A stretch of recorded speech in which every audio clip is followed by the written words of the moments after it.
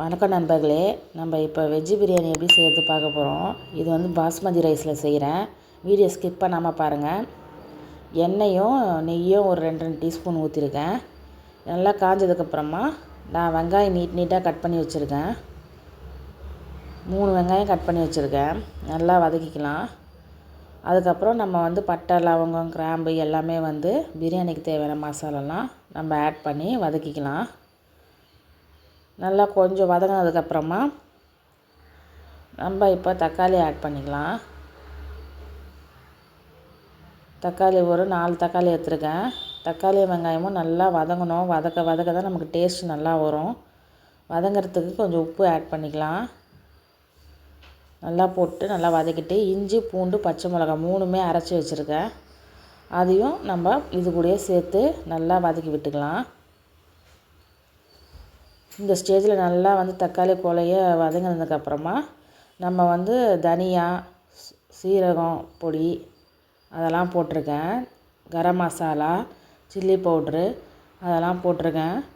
அதெல்லாம் போட்டு நல்லா வந்து வதக்கிட்டு புதினாவும் ஆட் பண்ணிக்கினேன். தேவையான அளவு தயிர் கொஞ்சம் ஒரு 1/2 கப்பு ஊற்றிருக்கேன்.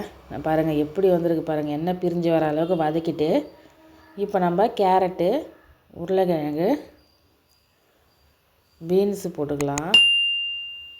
அப்புறம் பச்சை பட்டாணி ஊற வச்சு எடுத்து வச்சுருக்கேன். இதிலே வெந்துடும். நான் தனியாலாம் வேக வைக்கல.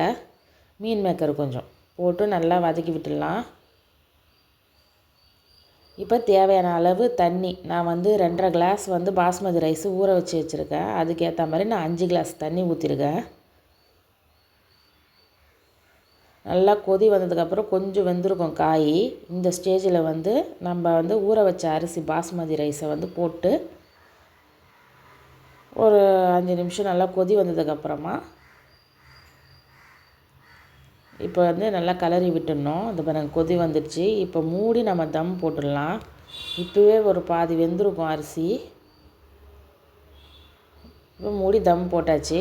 இதில் வந்து ஸ்லோ ஃப்ளேமில் வச்சு வெந்ததுக்கப்புறமா எப்படி இருக்குன்னு பாருங்கள். நல்லா உதிரியாக நல்லா வெந்து வந்துடுச்சு.